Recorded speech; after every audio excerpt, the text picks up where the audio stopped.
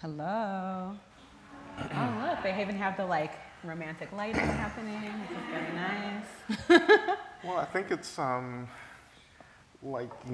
idyllic for this topic we're going to explore tonight. Dimming the lights, putting the candles on. Right. We're going to get some Luther, Vandross Goy, or whoever you kids listen to these days. Thank you so much for coming here. Oh. You're actually, when we talked about this series, the aim was not to have, spiritual teachers talking about their practices, but really to have people who are doing all kinds of things, doulas, DJs, people who are working in climate change, talking about the practices that support their inner life so that they can do their work in the world. But when we were thinking about power and in putting this series together, I think it was right around the time when yet another kind of Buddhist teacher was exposed for having abused their power with sexuality, and I just thought, oh gosh, we have to talk about this, and there's no one I'd rather talk about it with than you. I know you've been doing a lot of work in the area, talking to communities, so thank you for that. And we always start this with a meditation practice because we want to offer tools that you can use to work with your own mind and heart, here, but also beyond here. And also, we just like talking to people better after they've meditated. Take the edge off. So we'll start like that. And usually I start, but tonight I asked Lama Rod, because he's such an incredible teacher and also a Tibetan Lama. It seems just appropriate for the Rubin Museum to have you. Well, I'm a Lama who happened to train with Tibetans in Tibetan Buddhism. What is the distinction there? I'm more of a tantric. I have gone through this period of kind of leaving some of the structures of Tibetan Buddhism because it actually creates harm for me. Wow. And a lot of practitioners. So it's an effort to create, to claim the space of being an American. And the Tantra can do that in a way that... I want to practice Tantra within my cultural context and from my cultural perspective as a person who is descended from slaves. Yeah. Yeah. I do know. Is that why you don't wear the robes anymore? Well, I don't like all this extra fabric. That's why I don't wear robes. I guess not. Somewhere in New York. I can't do it. I can't do all that fabric right now. But no, it's just I have to be me. I think that's the beginning of creating an authentic practice. And I think that's why so many of our teachers are creating so much harm, because they're trying to perform a version of themselves that's validated by their communities. Right. And they don't know how to take the risk to be themselves because so much is at stake. Yeah. For that. You actually have to become yourself. And the risk is will people be interested in me? Will people come to my talks? Will people give me money? Will people give me titles? Will I get to come to the Rubin Museum? These are the things that we have to think about. This is all, it lies at the root of how we create harm for ourselves and our communities. If we can't be ourselves, then more than likely you're going to be a violent person. Yeah. I love that you brought that up, because I think this sense of not being able to be myself, or when I'm in spaces where I feel like I can't fully be myself, whether that's expressing my gender and my femininity, it happens a lot in the Buddhist communities where I practice. It's the Theravada, where the tradition was mostly kept alive by monastics, and so it's just kind of an anti-femme culture. And I was telling you, when I teach retreats, I often, my subversion is to wear red lipstick. It's because even in the literature that goes out to people who take those retreats, we're encouraged not to wear tight, revealing clothing or brightly colored clothing. I had to borrow clothes the first time I went on retreat because I was like, all my clothes are tight and revealing. At the time I was 22, going on meditation retreat. I was like, do you have sweatpants? But I think I'm very present to the harm, what I feel is the harm to me when I'm in spaces where I can't be myself. But I love, it's something new to me to think about what's the harm that I actually create in that community, or the potential to create harm with others when I'm not being myself. That's what I love about you. My sassy friend Kate and her makeup. her hot, profile pictures, I was like, you do it, like, you do it. I'm like, yes. Oh, thank You you. know? Thank you. I love it. You have to claim it. You have to claim this practice. You can't fall into like other people's understanding of who they think you are. Like as people are always creating us. And I had to step outside of that, and I lost a lot when I started doing that. Wow. But I gained everything else Yeah. at the same time. What does your practice look like now that it's no longer Tibetan, but it's Tantra? It's still rooted in the tradition, but it's more about exploring what it means to be in this body, in this country, and to call upon all the things that we're calling upon in our practice, the protectors, the deities, the bodhisattvas, the ancestors is where I'm going to also. Like I want to bring ancestor practice into my practice, because it's like, yeah, I can pray to like all of these lineage lamas, but I want to pray to the beings who made sure that like I was able to reincarnate in this body to have the privileges that I have now. So you can think in all kinds of levels. Yeah, I'm not like black, I'm not all that, but like I am reincarnated into this body that has been dependent upon people like me for centuries and centuries who have survived systematic oppression within samsara. I have to honor that. As well as honor the nature of my mind and my Buddha nature at the same time. Both can happen, Yeah. But this is like foreplay. Let's do it. This is like foreplay. I'm like, no, we have to practice first. We have to, it's like, okay, let's talk about consensus, or let's talk about consent, and it's like, what are we gonna do? It's like hands down, and let's agree upon things. But what we're going to do is just do just a short practice. This is a grounding practice because we've come in from the city, from the world, and we want to kind of let go of some stuff and want to land in this space, and we want to land in our body. There's no freedom through pleasure if there's no embodiment. But that's different for all of us. There's a history of trauma for many of us that keep us outside of our bodies. I think the forefront of activism in terms of pleasure is actually reclaiming our bodies, but we also have to reclaim the trauma. Now, that's a really weird statement. When I say reclaim trauma, I mean I have to start loving my trauma if I'm going to let it go. And not grabbing on, not worshiping trauma, but saying, there you are. There you are. There's the hurt. There's the pain. There's this history. And I have to, through diligence, through practice, I have to learn to release that energy over and over again, and that's the work. So as we engage in this short practice, I want you to take care of yourself, and too, I don't want you to go anywhere that is going to be difficult for you. You don't have to do what I say. You need to do what's good for you right now, and when it gets tough, when it gets really triggering, I want you to turn your mind to something else.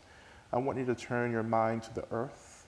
I want you to turn your mind to something that feels very neutral, in your body or in the space around you. It can be a sound, a smell, or whatever that is for you, okay?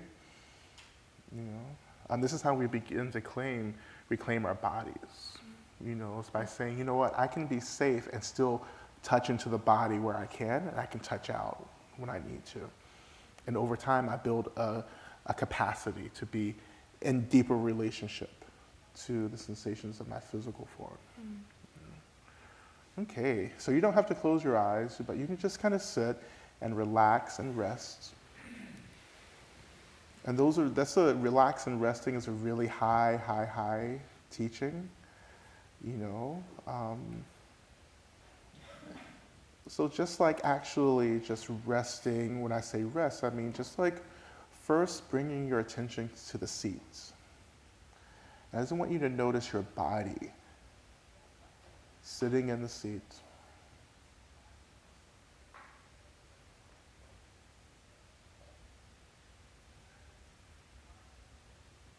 And I want you to notice the pull of gravity that's keeping your body planted in the seat.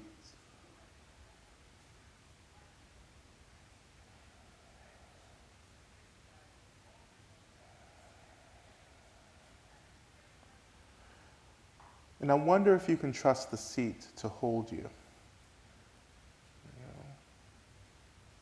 Can you trust the seat to be under you during this time that we're spending together?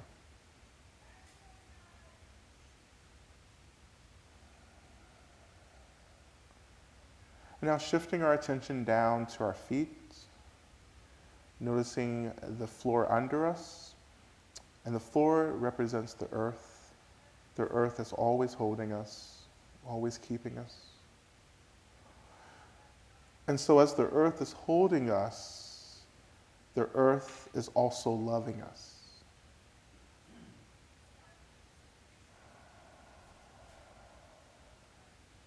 So can you trust the earth to hold us, our bodies and our seats in this moment?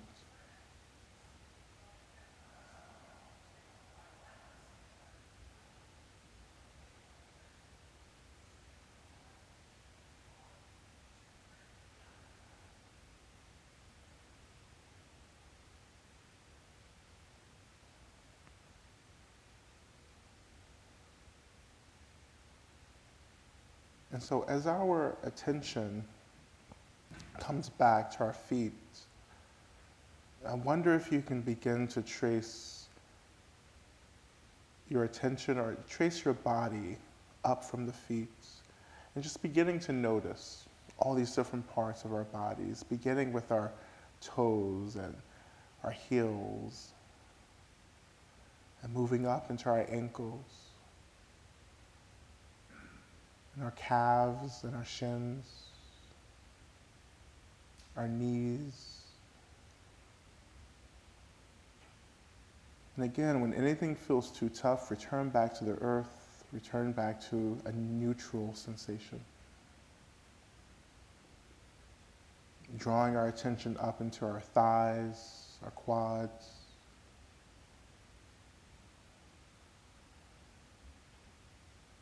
into our waist area and filling our glutes and the seats, our sit bones. Coming up into the lower stomach, into our chests, noticing our backs and our spines. Coming to our heart centers.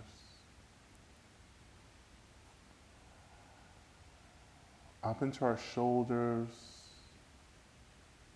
and from the shoulders, allowing our attention to move down into our arms, our biceps, our forearms, our hands, our fingers.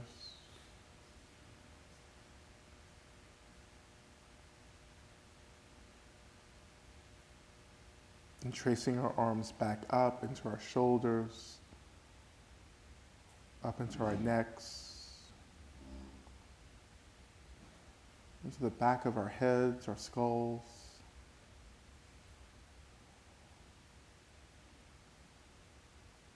Tracing our skull over the very top of our head, down into our foreheads, into our eyes, our nasal cavities, the nose, down into our mouths, noticing the lower jaw, and allowing the jaw to be open naturally, letting that small space open up between the lips.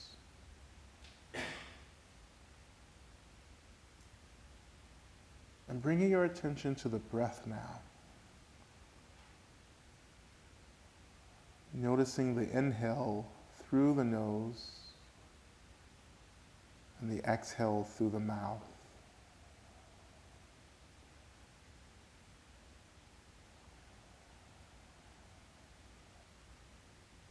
And allowing that inhale to get nice and long and deep.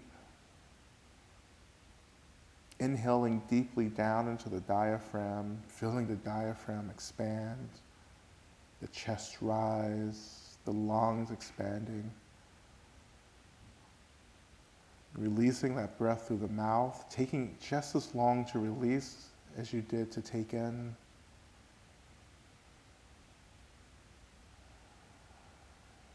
And the breath is always our first indicator of when we're experiencing something really intense in our experience, be it emotions, be it physical.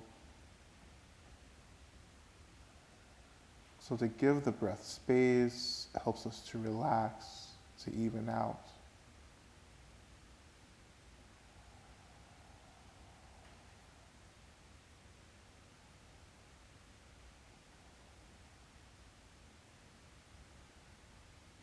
And if you feel up to it, as you inhale deeply, I want you to, at the end of your inhale, to hold the breath for about 2 seconds. And in that 2 seconds, allowing the body, the mind to still, to come to some rest within that short period, and to notice that. And then exhale that through the mouth. Inhaling, pausing, and releasing.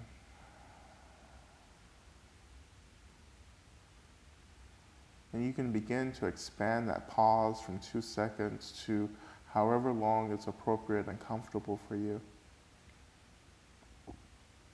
You can even hold it up to 10 seconds or longer.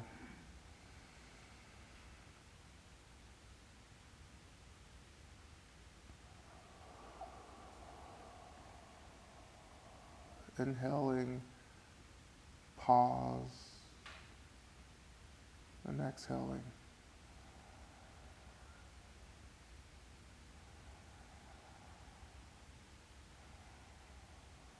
Again, letting the space between the breaths get wider and longer.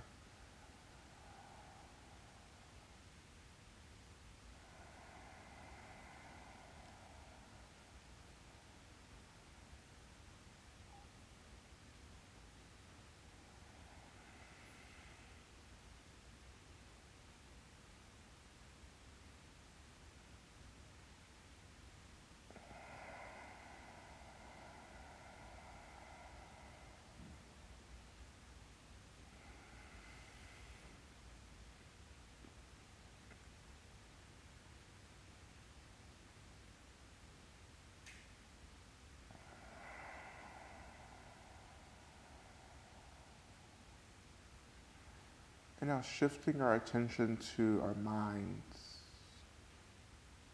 and letting our breath return to a normal breath,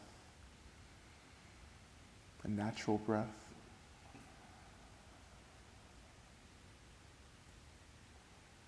And as we notice our minds, we begin to notice our thoughts, our emotions, which I call all the material in our minds.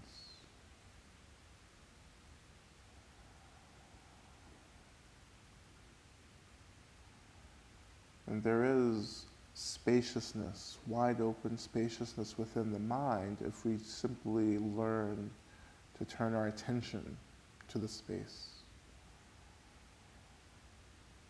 And we do that by slowly beginning to let go of our fixation, our thinking and thoughts and emotions.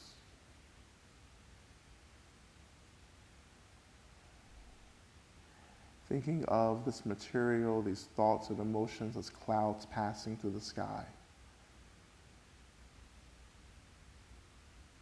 That these thoughts and emotions are clouds passing through the sky of our minds.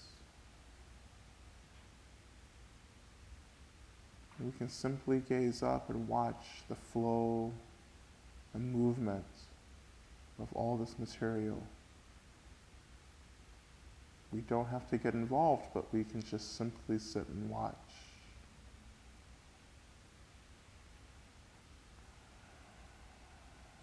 And remembering the ground under us, remembering the earth, our seats, remembering the breath, sitting and watching.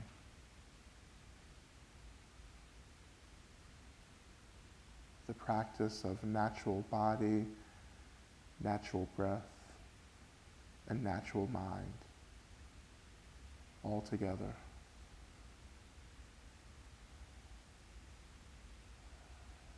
Just be.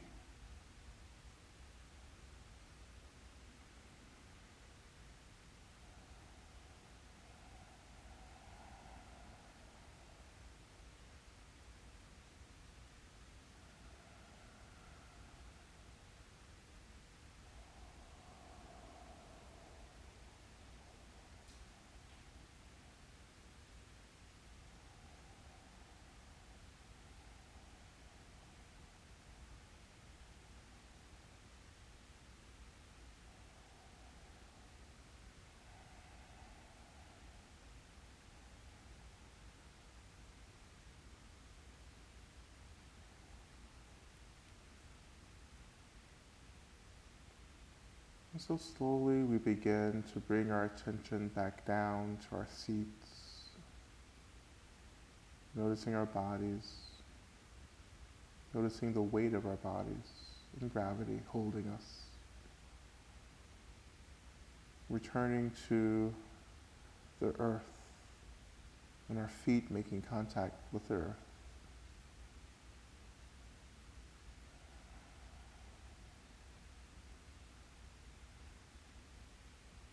As we begin to transition out of this practice, we simply generate whatever appreciation that we have tonight.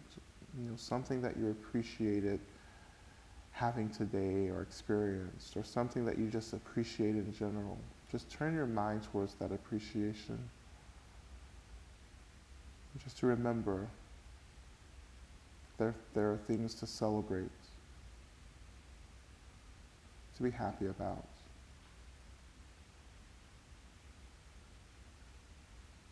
And let the energy of that appreciation or that gratitude bless your body, bless your mind, bless your breath, and lastly, bless the earth under you.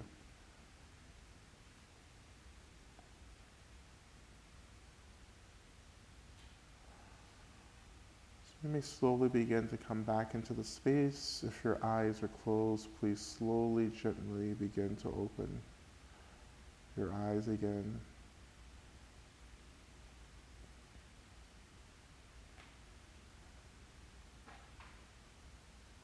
And please do the Mariah Carey, which is Shake It Off. Just shake it off.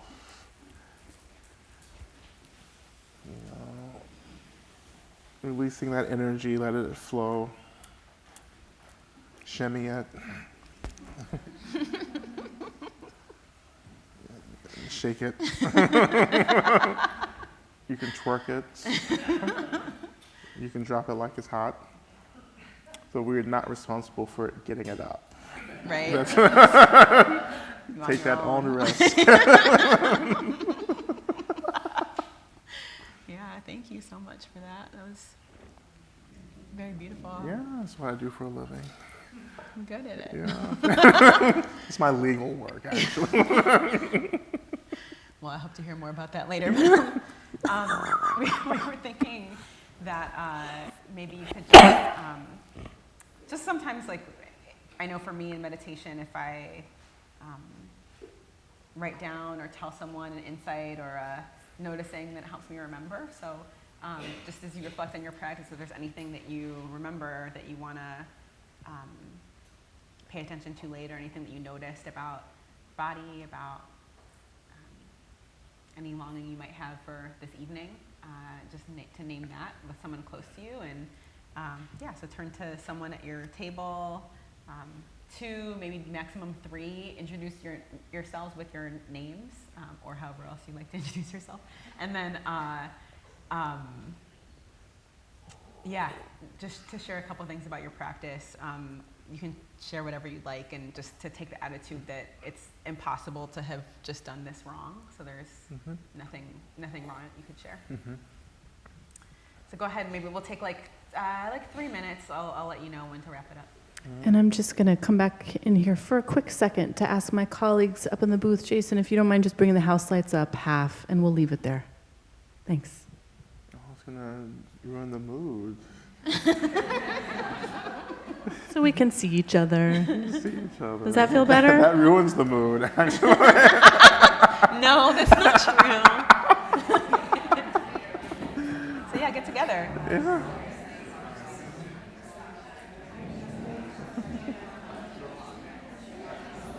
I just thought it would be nice to like warm it up a little bit. So that was beautiful. Thank you. Yeah. I love when you talked about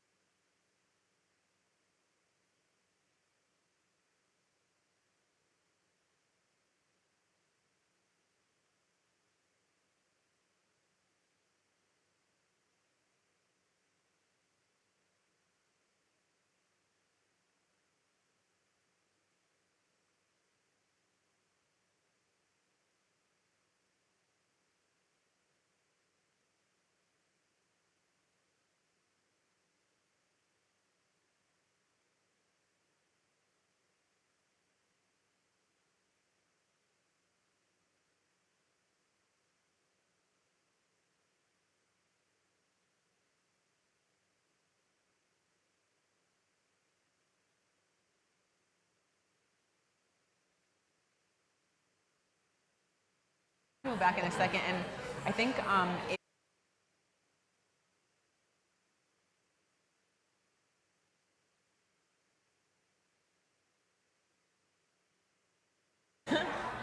so finishing up your last thought or two.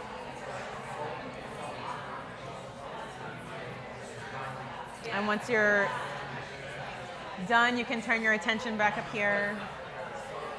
Hey everyone, y'all simmer it down. Simmer it down, turn it on simmer. You don't have to keep it boiling. Simmer it, there you go, simmer it down. Don't keep that pot boiling over. You're gonna simmer it down, you're gonna turn it down to low. There you go, there you go. Let it cool down now. This is how I work with adults. Oh my gosh. If only there was that dial right outside. I would just be like,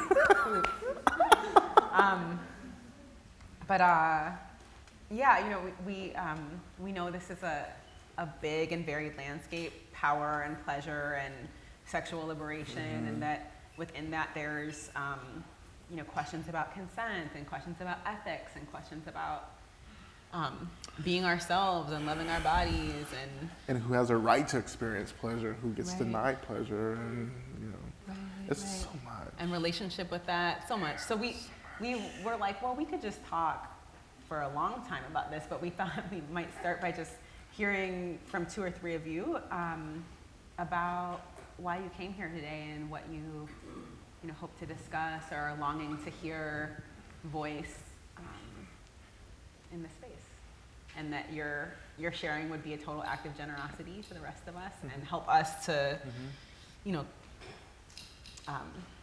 have a conversation that's really useful. It's really likely if you have a question that other people in the room do too. So, Yeah. Yes, we'll bring a mic to you. There we go. Well, I love Kate, so I'm here as who a testament doesn't? to my love for Kate.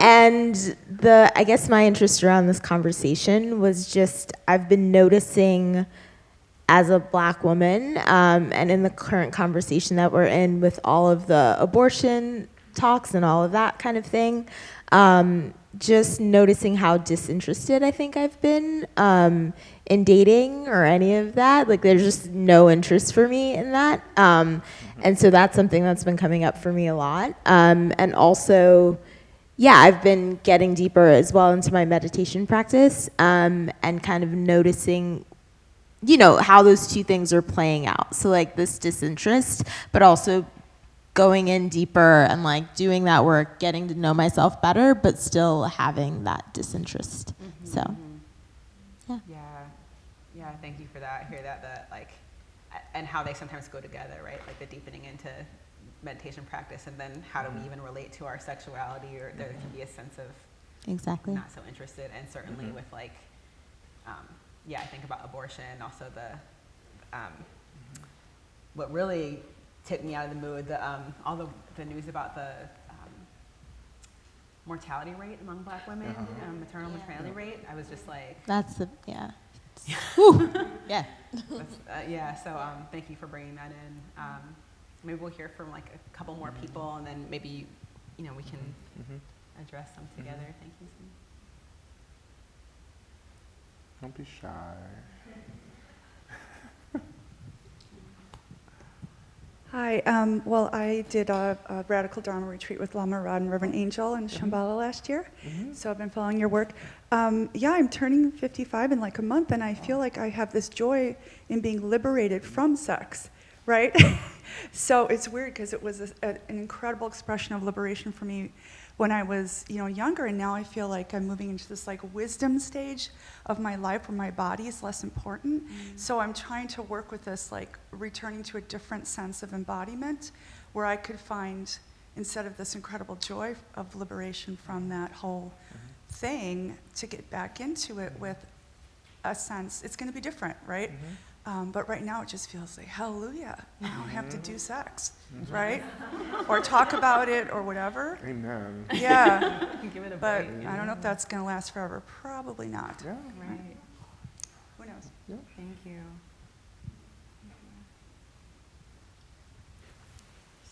Okay, we'll take these two back here, and then we'll circle back around this territory. So I think I came because the title I found very interesting, and I've read a lot of Foucault. I found something very Foucaultian. Michel Foucault, he wrote a lot about sex, power, in a really interesting way many, many moons ago. And I just saw something in the title that reminded me of that.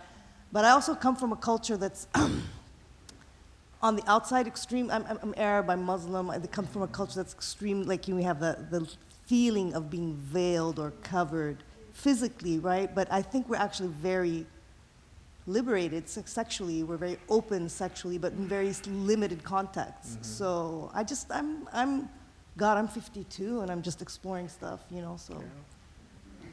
It's like I'm 52 going on 20.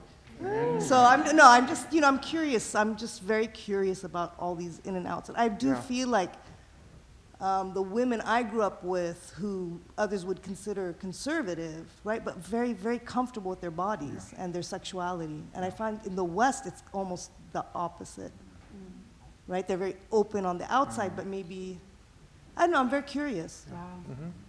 So that's my, I'm curious. Thank you. Yeah, just one more. Hi, my question is, I was recently on a long 3-month retreat, and as a greedy type, I had lots of trouble with renunciation. and especially like the sexual renunciation. And I started to have this like experience like, actually like sex is liberation for me. That's how it felt. And it felt like being asked to give that up felt like a censoring or quieting of my sexual identity and my like being femme and all these things. So I'm just like wondering about like that perspective of queerness and sexuality and liberation. And like, is it actually beneficial for queer people to re-censor that in a way? That's how it kind of felt. So that's my question. Thank you. Okay, so we have... Hooray. She said hooray. Can I jump in one more? Okay, Hi. take control. I'll do that. Loving everything that you've said so far. It resonated so much with me about being yourself in the cultural context that you're in. And I love what you're saying about being asked to dress a little more conservatively or to suppress the erotic energy in these realms of yoga and healing and spirituality. And then you got to the meditation, and I was waiting to see if you were going to mention the genitals as you were going up the body. And as a mother, I think I do these meditations with my daughters, and I use that as an opportunity to help them identify language for their genitals.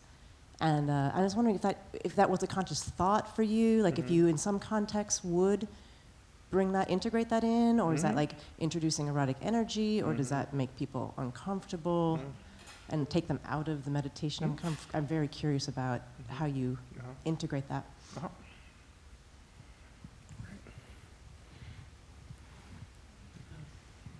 It's so much to start with. So I'm queer, and when someone says Michel Foucault, like I just like, fall in line, and I'm like, oh. I'll just start with that, I guess. It's like Michel. We talk about Michel Foucault all the time. Can you say who Michel Foucault Well, Michel is for Foucault, people like French philosopher who lived here in America, who lived in San Francisco. He produced his rhetoric while attending the bathhouses of San Francisco. Really? I didn't know that. Oh yeah. That makes a lot of sense now. That's why we love him. And that's why, but then you begin to read him and you're like, I don't understand this. But it's beautiful. It's beautiful. His work is like understand. beautiful. It's like, I don't get this. But power, sexuality, bioethics, he just kind of like talked about the body and sexuality and put it into a context, which I've been deeply influenced by, But I think one of the things that I've been hearing in all the questions is a sense of agency, so we're talking about power.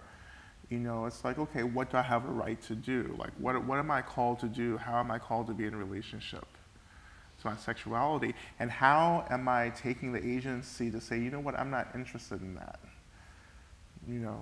Like, everyone says I should be doing this and being interested in that. I actually want to make a different choice. And how can I actually validate that for myself? Right. And whether that compulsory choice is to be sexual or not to be sexual, like the ability to say, not for me or not right now. It made me think of, I was rereading a book, just preparing for this talk. It was this book that I think didn't do so well, but I really love. It's called Open to Desire by Mark Epstein. I was going to so you were going to say the Bible. No, that did really well. I grew up Catholic, so we didn't really read it, but it did pretty well. But this one, they were talking about. He was talking about the work of a psychoanalyst, feminist psychoanalyst named Jessica Benjamin, and she talked about the not necessarily female desire, but feminine desire, or like the yin form of desire, as the desire for space. And it just felt like it did that to me. that there was I guess I was reflecting on my own coming into maturity and still process of maturing around sexuality, and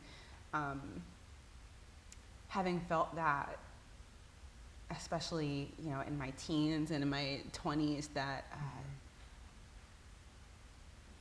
I think part of my feeling of being an object was that I was being looked at too closely, or looked at just in terms of my parts, you know?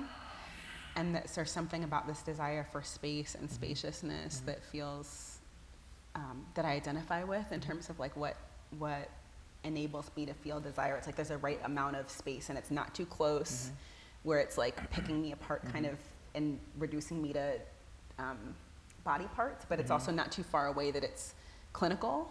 It's like this right spatial relationship. That's part of what, part of what your meditation made me think of, actually, too, even in the space and the breath.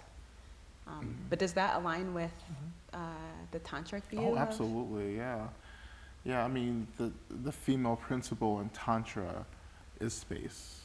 Oh, okay. You know, so, you know, you go through the practices, and one of the things that I think is really powerful about the tradition of practice is that you're going through practices where you're imagining yourself to be different than what you are in reality. So you're imagining yourself to be female and male, you know, or, you know, there's some practices where you're like, you know, not gendered at all, you know. And you visualize yourself as yeah, this. you become like, you know, there's a practice called Vajrayogini. You know, if you go up into the museum, she's a red deity, fierce, you know, and you become her, regardless of who you are, you know. And what do you do when you're Vajrayogini?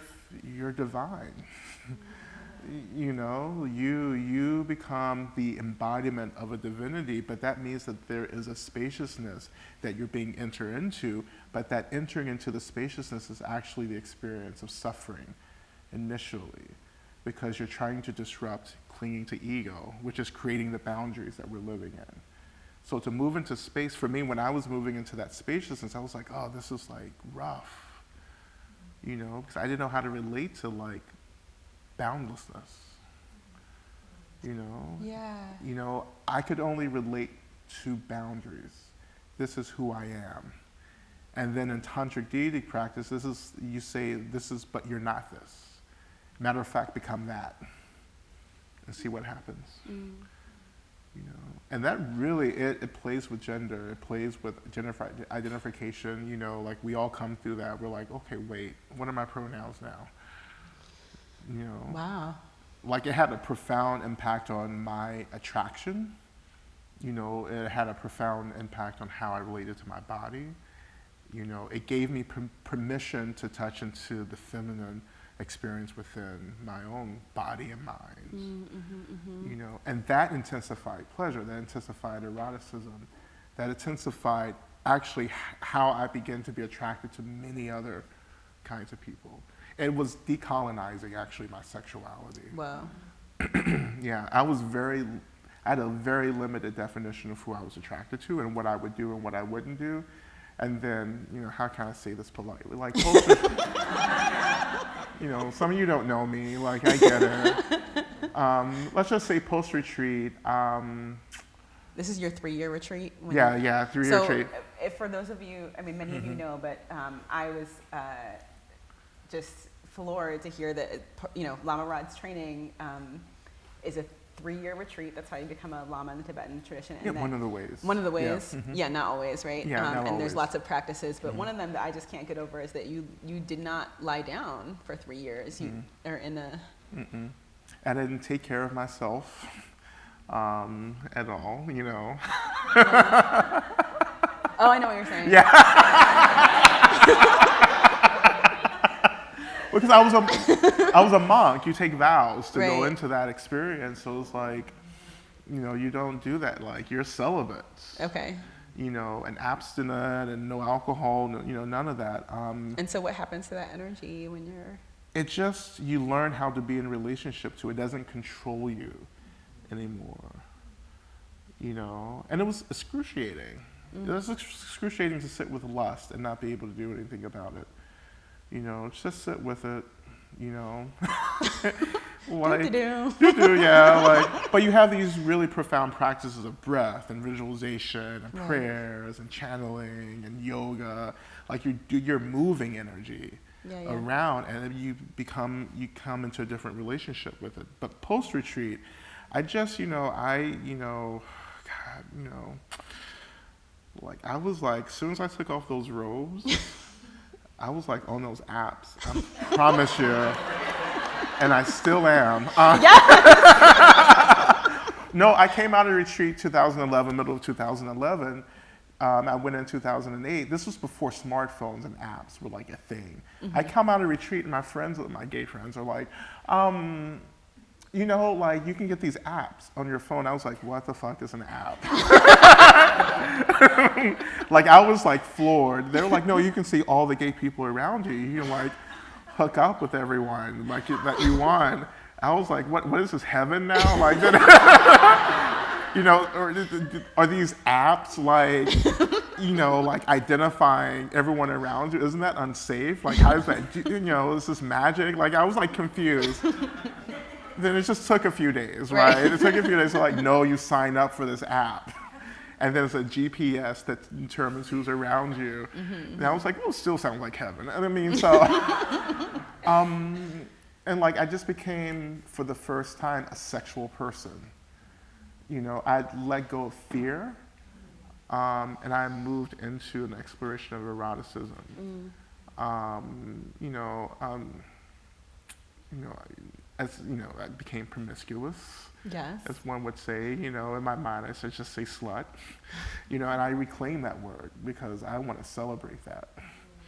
I want to celebrate my right to enter into consensual relationships to explore pleasure with someone. Yeah. Founded on the basis of compassion, that I am concerned with the pleasure of someone that I'm with, and I want that person to experience pleasure as I want to experience pleasure. Together, we're going to experience it. That's very different than how some people use apps, I have to say, but the sense of like, I am meeting people and in this encounter, I want this person who I'm compassionate for this being, I see them as a whole person and I want them to experience pleasure. Like, I don't know, I've also been on some apps in my time, and I don't, maybe similar, maybe different, but like the, probably different. But yeah, like a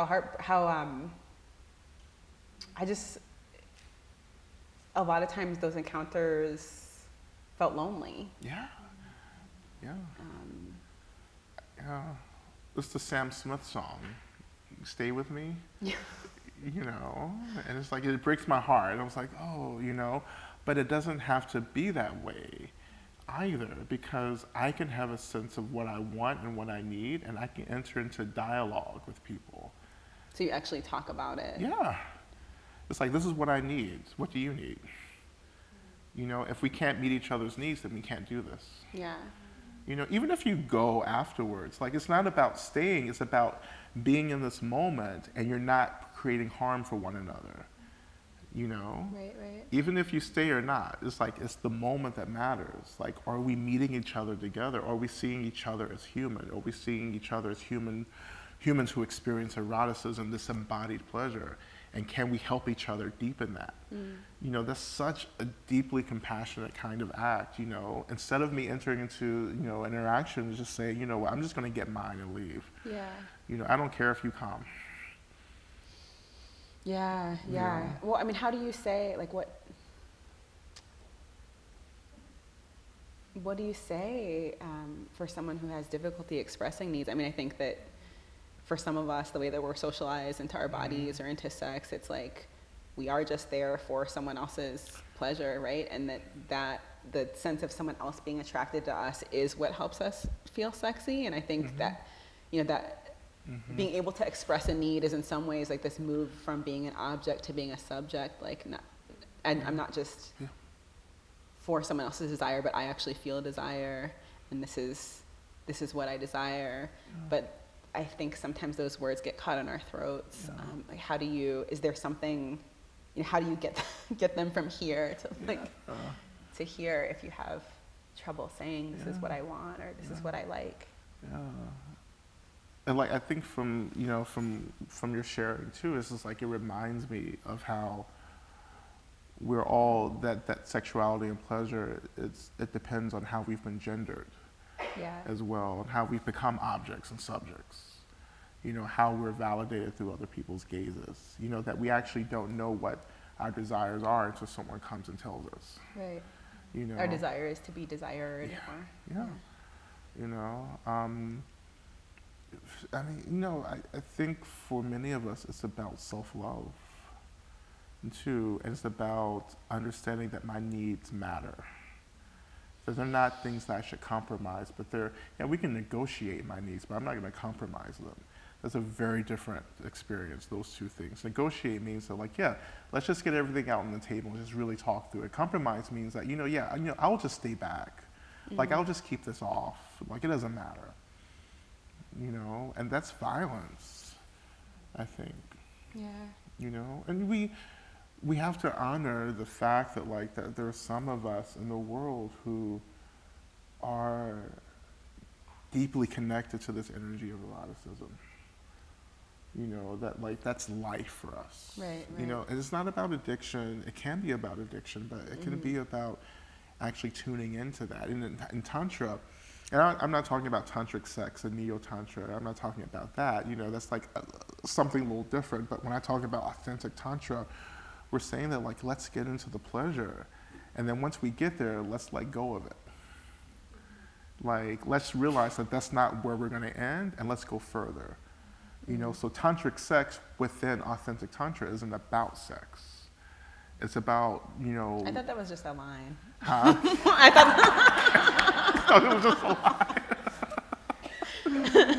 line. No, but please explain, because I don't get it. Well, in tantric sex, authentic tantric sex, you are in union with a partner, but it's not about being attracted to that partner at all. It's about actually coming into contact with another being's energy and but you're working together to trigger certain reactions within each other energetically, subtle energy, and you're actually learning how to channel, to have agency over this energy, to drive these experiences into deep awareness, not to get off.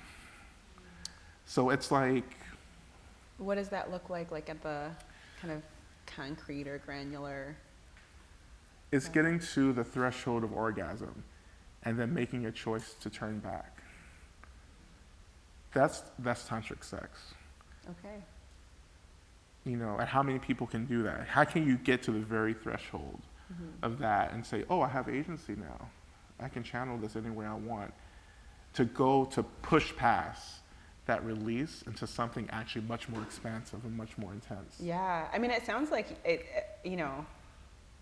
an equally, if not more intense way of getting in touch with kind of craving than to just renounce completely, right? Yeah. Well, it's the path of transforming poison into medicine. Can you say more about that? Yeah.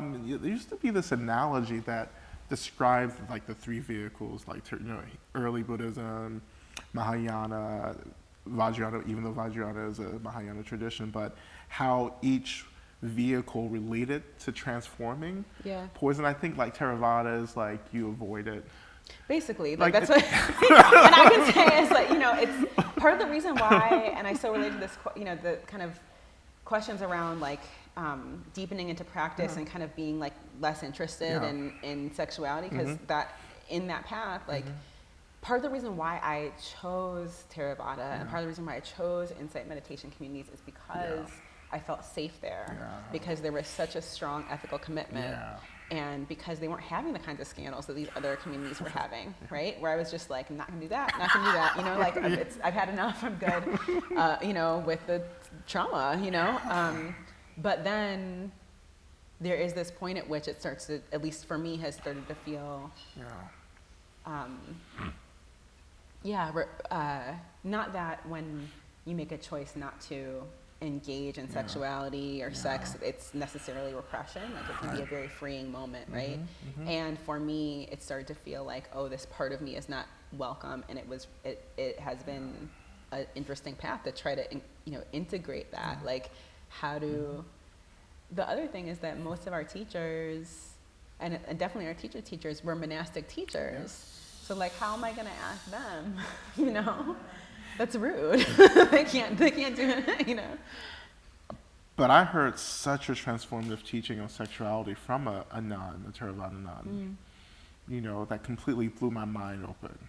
Because of the renunciation. It's like the renunciation gave her a positionality that helps her to be super objective and not attached to how she explored human sexuality and desire. So she was still exploring sexuality, but as a celibate person. Yeah. And I used to, several years ago, I used to do this program called Bringing Queerness to the Path, and my teaching partner was a monk, a Tibetan monk, or a Western monk in the Tibetan tradition. And it was just like profound as a lay person talking about sex, and then as a monastic person talking about the expression of sexuality. And Sangye was also gay, and obviously gay. Like, he was sassy as hell, But he was like, I'm still sexual, though. I'm not having sex, but I'm still sexual. Right. He's since then giving up his robes, right? And got married, But, just going back to I chose Tantra. Actually, Tantra chose me. I didn't really have any agency. It was just there when I started practicing. But I loved Tantra because it was so unsafe. It was so risky. It was like dancing on the blade of a razor. And one wrong step split me in two. And I loved practicing. I continued to love to practice in that tension every day. I can see that in you. Yeah, I love it. Yeah. Really? It just keeps me awake. Yeah. And it's trauma, it's drama, it's violence, it's hierarchy. But do you think it's safe enough for you because you were, you're male identified, you're born in a male body? It's also because I'm black, and so when no one paid any attention to me. Wow. Yeah. Because of the level of anti-blackness, it was like, oh, who are you? So I never got a chance necessarily to have those privileges within the tradition. Because I wasn't white or Tibetan. I was an anomaly. Wow. But yeah, it was also because I was cisgendered as well, and the tradition was built around cisgendered men. And that's why I left it. That's why I began to create a separation between some of those structures and how I choose to be now. Right. But the tantric path is like, okay, let's go to the poison, and let's drink it. And see what happens. And let's keep drinking it. Right. And keep eating whatever that poison is, and let's engage in practice to transform that over and over again. We can't avoid it. Well, what if like, just because of your experience, or that you like legit can't handle the poison, like in the addiction, or what then? Tantra is a hard path then. Like it really is. Like I've had to work with a lot of people in the traditions. Like you go upstairs and look at the art. It's hardcore. Yeah. Like you're coming into contact with all the stuff that you were taught to run away from. And that's what I needed, because I love to run away from stuff, but I needed to sit my ass down and look at stuff, and through your retreat was how I chose to do that, because you want to practice Tantra doesn't mean you can practice Tantra, and Tantra isn't like this household thing. That's never been the tradition. Historically, tantric practitioners are people in society you can't stand. They're not people you celebrate and love. They're the people who are like getting on your fucking nerves. Because they, like if you go, you go practice in India and Nepal. Some of you have done that, and you practice with aesthetics, and you're just like, what are you doing walking around with like some dead person's ashes on you? That's too much. And then that reflects back my own clinging and my own fear of death. Like to what me. is threatened in me Yeah. by seeing someone Yeah. being too much Yeah. in that way. Why am I so rigid? Yeah. You know, then you have this tradition where you're going to graveyards and charnel grounds, practicing and living, and you're going to, like, you know, work with demons and spirits. You know, it's like, let's go to the stuff that scares the shit out of you, because the fear is just a thought that you have to move past. Right, right. You know, and beyond the thought is enlightenment. That's so interesting, because I'm thinking about, you know, what would the parallel, you know, we talked about death and Yeah. fear, but, you know, in terms of sex and sexuality, like where are the places that, you know, whether it's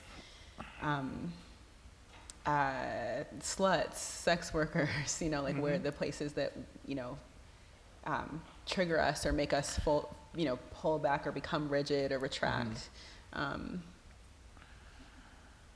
Those are the communities where some really important, dynamic, and, you know, beautiful work is happening around pleasure, desire. Like what? You know, just like, you know, you go into these places, you begin to embrace and embody this way of being in the world that's actually super anti or countercultural, you know, and that puts you out on the outside, and that's really very tantric, you know, because you have to be thrown out in order to have the space to do the things that you need to do sometimes, Wow. you know. Yeah, you know.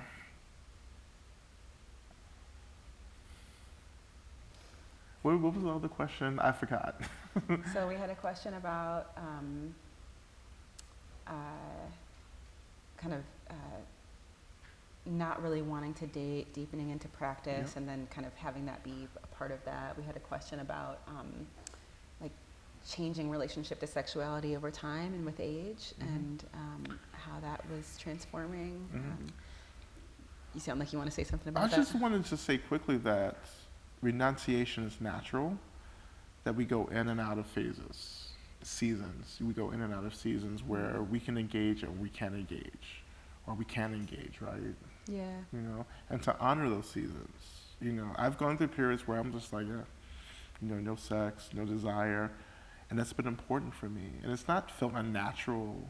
It's felt weird, you know, but not unnatural. It's a weird thing, but like I felt like, oh, this is something that needs to happen, but it feels uncomfortable. You know, to allow that kind of change in our bodies, change in our minds. You know, all this is about impermanence, too. So you're not going to be the same person or have the same experiences, you know, year to year or day to day, maybe.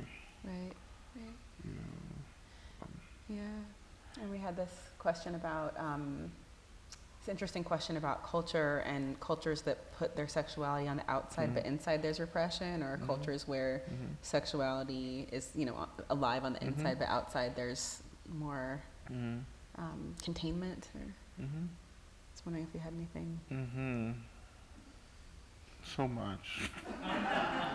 I want to, you know, one thing that I've written a little bit about. I haven't really published anything publicly about this, but like I want, you know, I've been really, in the past, I've had to work a lot with this vicarious trauma from the AIDS epidemic, too, and how that just like that's been the one thing that's impacted my sexuality, and how I've practiced that.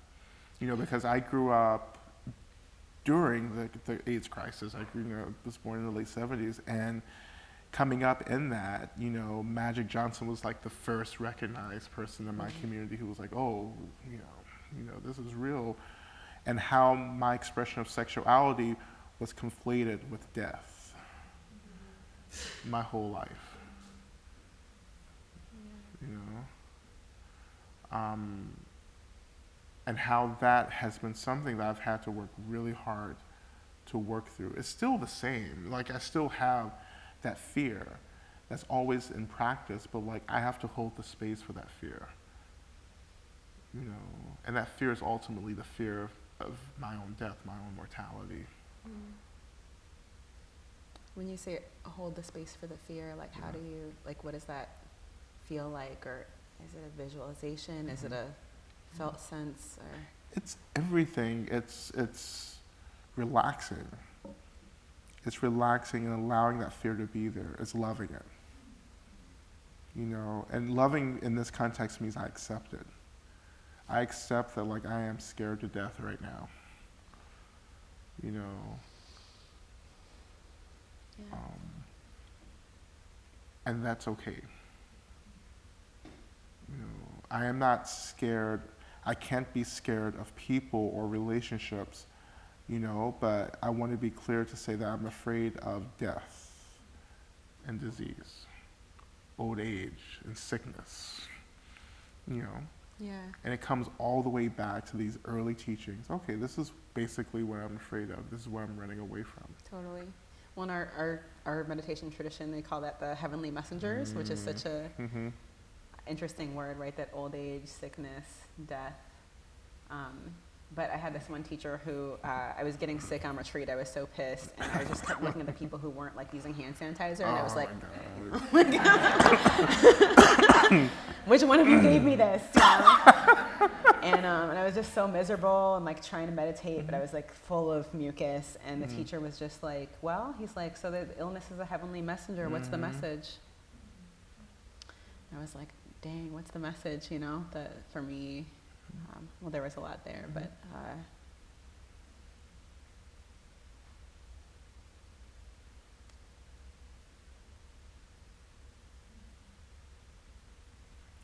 And so the mourning, the grieving has become important as a strategy to hold space. Yeah. Instead of pushing the suffering away, I invite it in, and I let the sadness move through.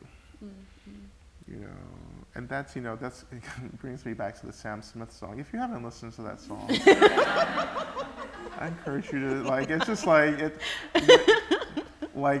it will hit you, like, in these moments where you're like, oh, stay with me, it's a song about, like, he has a one-night stand, and the guy leaves, and he's like, why don't you, so the song is him asking the partner, why don't you stay and hold me, because I'm afraid to be alone, and that's the sadness, the mourning. It's the mourning of impermanence. It's the mourning of everything that comes together will have to part. It's the mourning that at the end of the day, at the time of my death, I have to sit with my own longing and my own desire. Is that where like pleasure and death become related? Yeah.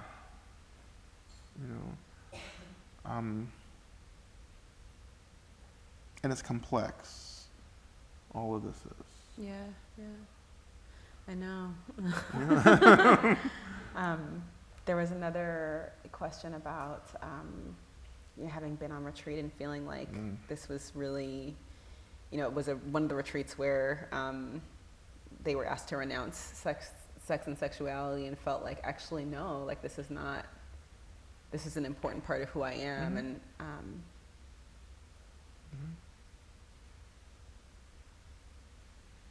yeah, I mean, it's just about distraction. Is this going to distract you from who you are? Because some of us need that space of renunciation. Because we actually don't have agency over the poison. Right. And sometimes, sometimes you have to go on a retreat or something, whatever it may be, and you need to enter into a space that feels safe, that's actually validating your need to refrain for a period. Yeah. The renunciation for me, my years as a monk living in a monastery, was so much, not just the retreat practice, but also the basic renunciation gave me a perspective about who and what I was. Because I wasn't so lost in it. I had to step back and just to feel it and to be with it, And then after I came back, it was like, I'm going to do this, not because I'm compelled or controlled by craving and lust. I'm doing this because I want to experience different ways, of experiencing pleasure that I have been, I've not been able to do because I've been addicted to it or I've been hurt by it in the past. So there's it's like, I'm much more sexually active than I was before retreats.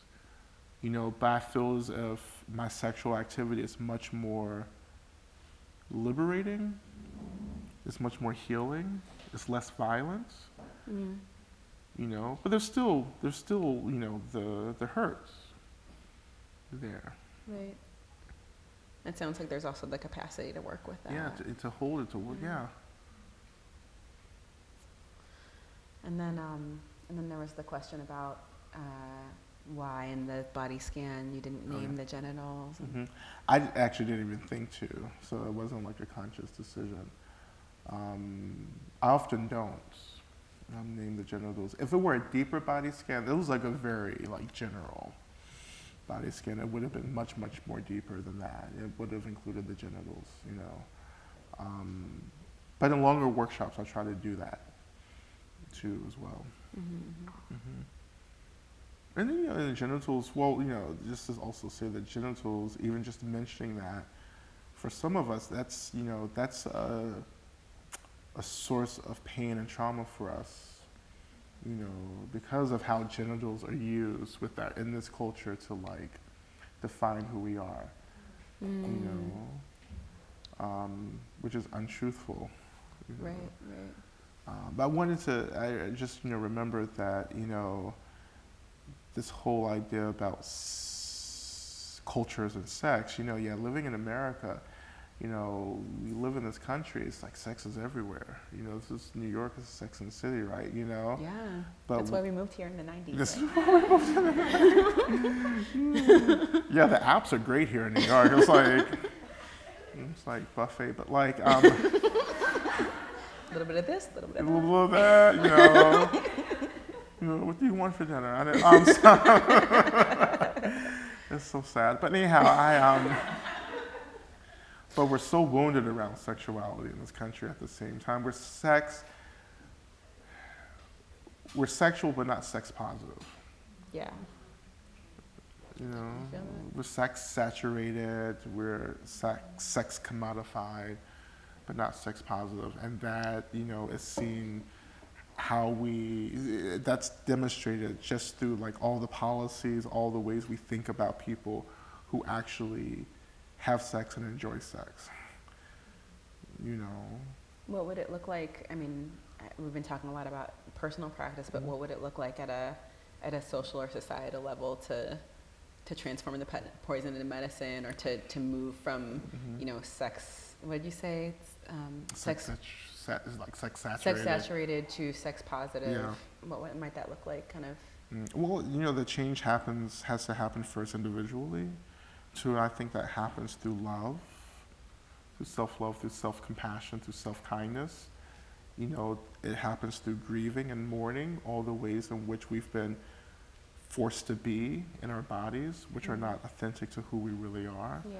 And then that begins to shift the collective, you know, and we get into this place where like, yeah, we can actually talk about sex, we can be open to sex, you know, not fixated on it, but like, yeah, this is a natural thing that happens, and we can experience a different way of being through this interaction. Yeah, yeah. You know, instead of just the shame is like the poison that many of us do not know how to transform. You know, sex shame is like, it's so crippling, and I've been there and done that, and yeah, I still work through it, but I have practices to move through it. You know. What are your practices? Are they from within the meditative toolkit, or they? I say, you know, I have these pith instructions that I threw out in myself, and of course the first one is like, well, everyone's doing it. You know, it's like I am someone who's doing something that's natural. You know, I am experiencing an expression of my body and of my mind, and that is as natural as it gets. And then when I put that in the Dharma context, it's like, okay, I can experience that, but I also need to look at the fixations around that. You know, do I get really tied to these expressions, or can I just let them go? You know, because if we practice, you know, something like sympathetic joy, which is giving joy and happiness away, and like one of my sexual practices when I'm with a partner is actually to let go of to let go of pleasure, to dedicate pleasure. So as I like, for instance, as I'm like orgasming, I think, okay, may all beings experience this joy. Including my partner, or partners, whoever, how many around, it's like, one-on-one is great, but a crowd is fantastic. But like, so, yet, even in that moment, how can I expand? And of course, orgasm too is the closest many of us will ever get to experiencing bliss and the nature of mind, that pureness of mind. It explodes open and then it comes back together. And then we keep doing it over and over again. It's like chasing the dragon. But as you realize that, the more you try to get that high, the less interesting it becomes. And so when we're talking about expanding in pleasure, giving away pleasure, we're actually deepening our capacity to experience pleasure. Wow. That we can begin to experience this pleasure much more often if we can just relax and let it be there, because it's a natural occurring aspect of our being.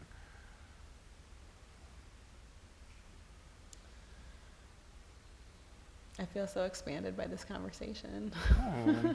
I do. I feel bigger than I did when I came in. Oh. So thank you so much for being with us. And we're lucky we have Lama Rod upstairs signing signing copies of Radical Dharma. So if you don't have one yet and you'd like to purchase one, or if you brought one, or if you want him to sign your boobs. Or I'll sign another book too. As well, it doesn't have to be Radical Dharma, the Bible. I'll turn to my favorite, story in the Bible and sign it, which is Sodom and Gomorrah. Hearts, Lama Rod. I wish you were here. And I'll give you a little bottle of salt as a souvenir. Don't look back.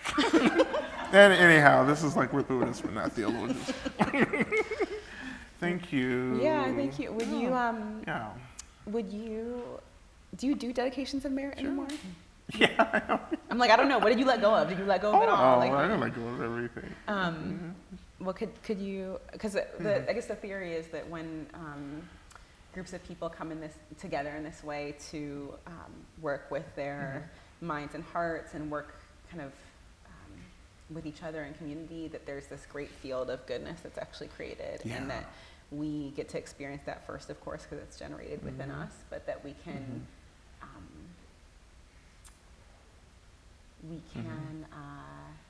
what's the word I'm looking for? Amplify that goodness with our intention to send it out. And so I was wondering if you would close us out like that. Yeah, absolutely. Yeah, and so I just thinking about the conversation that we've had, this very short conversation, but this very beginning of something important for some of us. The understanding, the clarity that we've experienced, and we think about that as this energy that can liberate so many of us from ignorance, from hate, from apathy, and so forth. And that we just actually dedicate this energy out, and we say to ourselves, may all beings, all New Yorkers, all Americans, everyone in the world, may they experience this energy of clarity, openness, understanding. May they begin to center discomfort and see it as something that can lead to openness and deeper loving. May all beings have access to whatever they need in order to be happy and free and to be their most authentic self. And as we leave this space, may whomever we encounter on the streets of New York, may they actually benefit from the time that we spent together here. So may we all be free from suffering. May we all experience the deepest well-being, happiness, and joy, knowing that we will never, ever be together again in this way. So may we disperse and take the blessings of this space out into the world. Amen. Hallelujah.